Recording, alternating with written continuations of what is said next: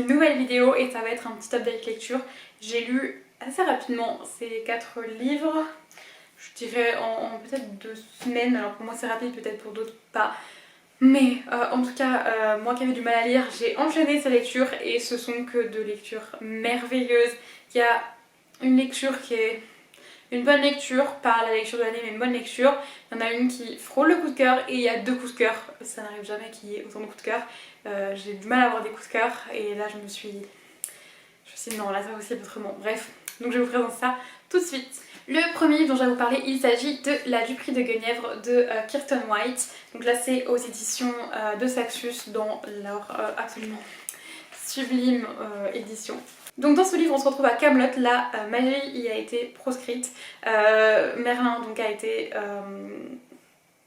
banni et du coup il va envoyer une jeune fille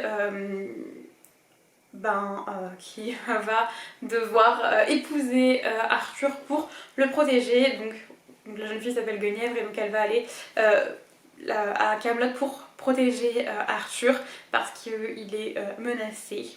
Voilà, je vous en dis pas plus que ça. J'ai beaucoup aimé, c'est une très jolie réécriture.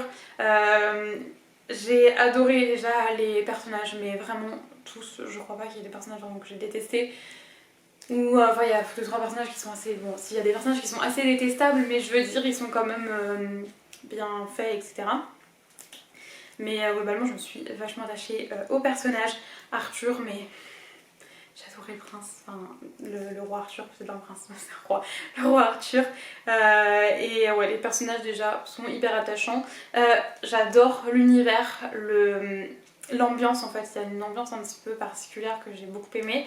Et il y a eu pas mal de rebondissements quand même. Je m'y attendais pour certains, mais pas forcément pour tous, donc j'ai quand même été un peu surprise. Ouais, j'ai quand même été assez surprise, il y a quand même eu des trucs qui m'ont quand même pas mal surprise. J'ai vraiment beaucoup aimé ce livre, si vous aimez un petit peu les gens d'Arthur, etc. foncez. Ça reste du young adult, hein, c'est pas de la fantasy adulte ni quoi que ce soit. Mais ça reste en tout cas très sympathique, j'ai beaucoup aimé, c'est pas la lecture de l'année. Mais j'ai quand même beaucoup aimé, je vous recommande. Alors il y en a qui disent qu'il y a des gros problèmes de traduction, etc. Alors oui, il y a quelques trucs, mais franchement, moi ça m'a pas du tout gêné pendant ma lecture.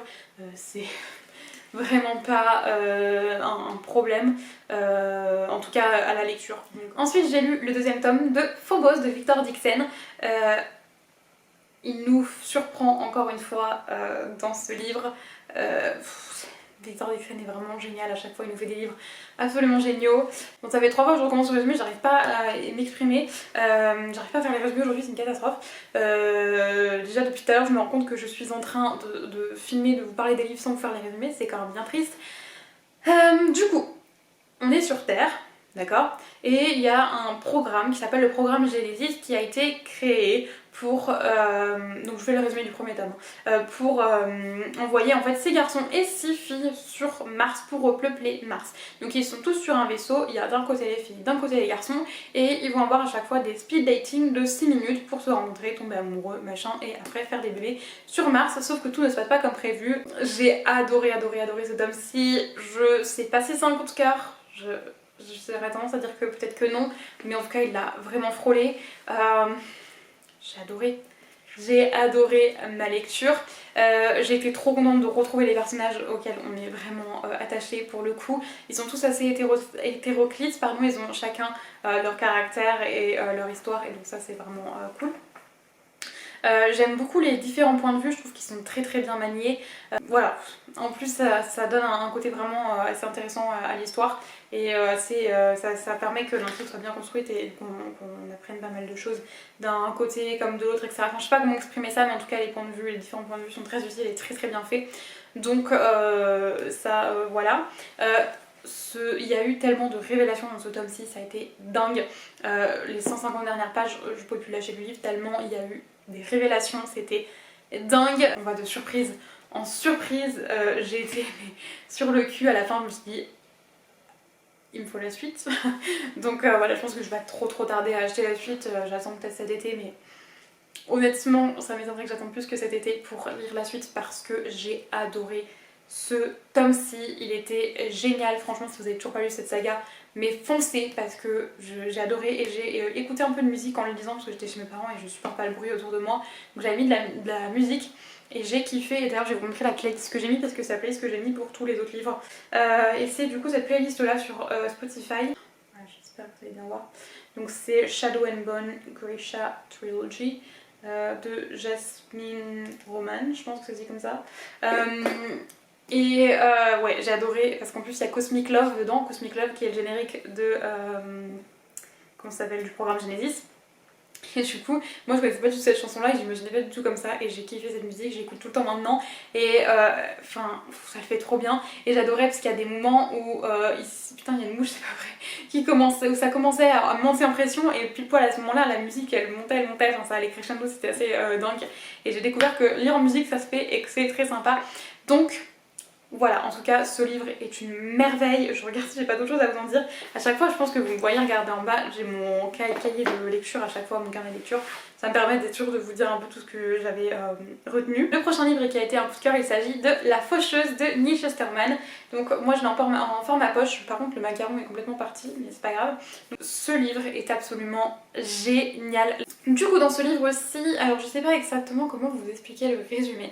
On va être dans une société qui est la nôtre dans le futur, vraiment. En fait, les humains ont combattu la mort, c'est-à-dire qu'ils ne peuvent plus mourir naturellement. Il y a des centres de résurrection, donc s'ils sont écrasés par une voiture, s'ils sautent d'un immeuble, que sais-je, ils vont être ressuscités. La seule façon de mourir, c'est d'être glanés par un faucheur. Donc les faucheurs, ils sont sélectionnés, ils ont des lois, des règles pour faire les choses correctement et ne pas glaner n'importe quand, n'importe comment. Je vais vous lire les premières, il y a les premières qui sont écrites au dos, donc il y a tu tueras sans aucun parti pris, sans sectarisme et sans préméditation. Tu accorderas une année d'immunité à la famille de ceux qui ont accepté ta venue. Tu tueras la famille de ceux qui t'ont résisté. Et donc nous, on suit d'un côté Citra et d'un côté Rowan, on va le dire à la française, qui vont être pris comme en tant qu'apprentis par Maître Faraday et ils vont du coup se retrouver à être apprentis faucheurs. Donc dans ce livre j'ai adoré les personnages.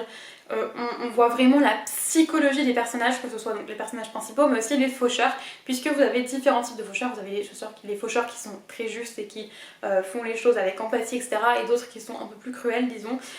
Et du coup c'est hyper intéressant de voir la philosophie de chacun des faucheurs, leur façon de voir les choses, etc. On a aussi je vais vous trouver ça, voilà, là vous avez attendez, je vais vous en trouver un plus petit, ce sera peut-être plus pratique pour vous montrer en entier. Vous avez voilà, des passages en fait comme ça, je sais pas si vous allez bien voir, mais en tout cas qui sont des journaux de faucheurs, on trouve plusieurs faucheurs, les journaux de plusieurs faucheurs, et en tout cas c'est hyper intéressant, ça permet d'apprendre des choses en plus, notamment sur la vie des faucheurs, etc. Et franchement, j'ai beaucoup aimé aussi ces parties-là, je crois que ça apportait vraiment quelque chose au récit. Là, du coup, deux points de vue, celui donc de Citra et celui de Rowan, et j'ai vraiment bien aimé la façon dont c'était fait, c'est hyper bien tourné, etc. Enfin j'ai trouvé que ça se faisait très bien. C'est vrai que des fois dans certains livres les différents points de vue c'est compliqué, mais moi j'ai trouvé que là c'était très bien fait.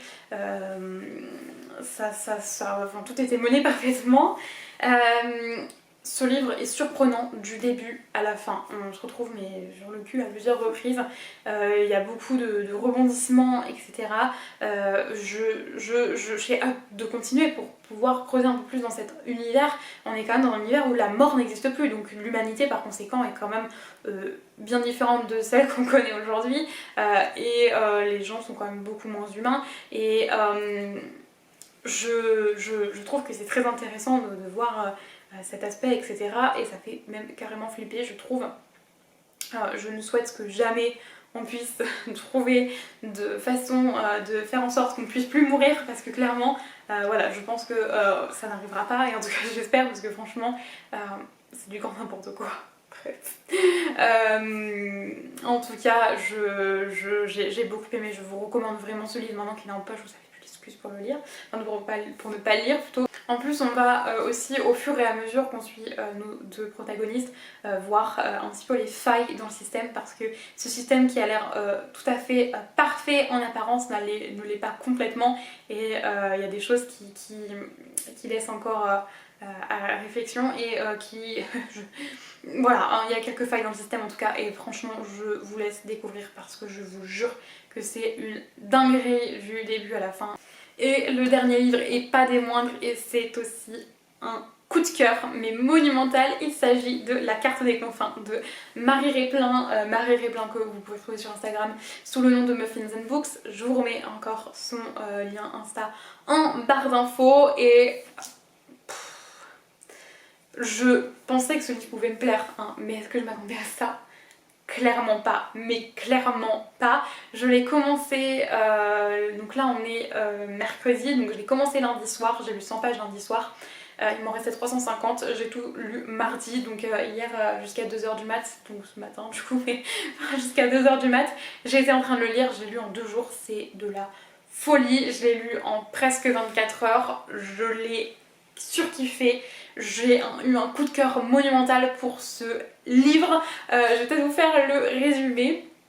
Donc dans ce livre-ci, on va suivre deux personnages. Donc d'abord on suit Cali qui est une voleuse et qui revend les objets précieux et magiques qu'elle peut retrouver enfin qu'elle peut voler, trouver non voler. Et on suit aussi Blake qui est capitaine d'un bateau, donc de l'Avalon, et qui va se retrouver à acheter un objet à Cali, donc c'est là que leurs chemins vont se croiser au début, et il va acheter un compas magique. Ce compas lui permet de trouver la carte des confins qui mène aux confins du monde. Voilà, c'est un petit peu son objectif à lui, et du coup on va suivre un petit peu cette épopée. Et en plus on a quand même des secrets qui sont un petit peu cachés. Je veux pas vous en dire plus, mais wow. Déjà les deux personnages principaux sont absolument géniaux, j'ai adoré les deux. Cali c'est clairement l'exemple féminin de la femme, enfin c'est l'exemple de la femme qui s'assume, qui se laisse pas marcher par les pieds, qui se laisse pas intimider par des mecs, etc. Et j'adore cette femme, enfin cette femme elle a 18 ans, donc oui c'est une femme surtout qu'elle est très mature, mais waouh j'adore cette femme, elle est géniale, elle se laisse vraiment pas se marcher sur les pieds pour le coup. Et on a Blake de l'autre côté qui est vraiment un personnage qui est très nuancé, qui est quelqu'un voilà, qui a quand même des blessures assez profondes et qui est très ambitieux, qui a beaucoup de choses à se prouver. Enfin, je suis sur le cul, pardon, je suis vulgaire, mais j'ai adoré les personnages, même les autres personnages qu'on peut retrouver. On a notamment Bold qui est absolument génial, Doug, enfin... Tout l'équipage de l'Avalon, il y en a qui sont vraiment absolument géniaux, qu'on adore. Voilà, je me suis attachée à beaucoup de personnages. J'ai adoré cet aspect aussi de cette magie là qui autant on peut avoir des sorciers qui vont être très gentils, mais autant, enfin bienveillants on va dire, autant on peut avoir une magie qui est très destructrice. J'ai adoré vraiment l'univers, voilà, avec cette quête aussi de la carte des confins, etc. J'ai aussi adoré les relations entre les personnages, je ne vous dis pas entre qui et qui, etc. parce que je veux pas spoiler, parce que moi ça m'énerve quand on dit les relations qu'il y a entre les personnages. Donc voilà, mais en tout cas j'ai trouvé que les relations entre tous les différents personnages sont très intéressantes, sont très bien faites. J'ai adoré l'intrigue, elle est hyper bien ficelée, mais voilà, et on a eu plein de... Enfin, on a eu quand même pas mal de rebondissements et de révélations et tout. À la fin j'étais sur le cul, mais sur le cul, et j'étais là, mais est-ce que Marie veut nous tuer? Est-ce que... Non, parce que clairement, il me faut la suite. Donc voilà, je sais qu'elle y travaille, elle m'a mis une story sur Insta aujourd'hui, comme elle disait qu'elle s'est levée tôt pour écrire. Donc voilà, je sais qu'elle y travaille, mais franchement, dès qu'il sort, je me jette dessus. Parce que ce livre est une merveille. Je pense que je vous l'ai bien vendu là. Voilà, lisez ce livre, lisez-le. Je peux rien vous dire de lui, c'est le j'ai obligé, on peut pas passer à côté de cette merveille. Voilà, peut-être que vous aimez pas trop tout ce qui est pirate et tout, donc dans ce cas là je peux comprendre, mais franchement je suis sûre que même sans ça, genre vous pouvez passer au-dessus parce que c'est une merveille. C'est une merveille. J'ai adoré. Voilà. Je vais arrêter d'en parler parce que sinon je pourrais en parler pendant des heures. Donc du coup voilà pour cette update lecture. N'hésitez pas à me dire s'il y en a que vous avez lu, si vous avez aimé ou pas, et voilà, mais franchement je suis hyper contente d'avoir eu d'aussi jolies lectures à suivre. J'espère qu'en tout cas la vidéo vous aura plu et on se retrouve dans une prochaine vidéo. Bye!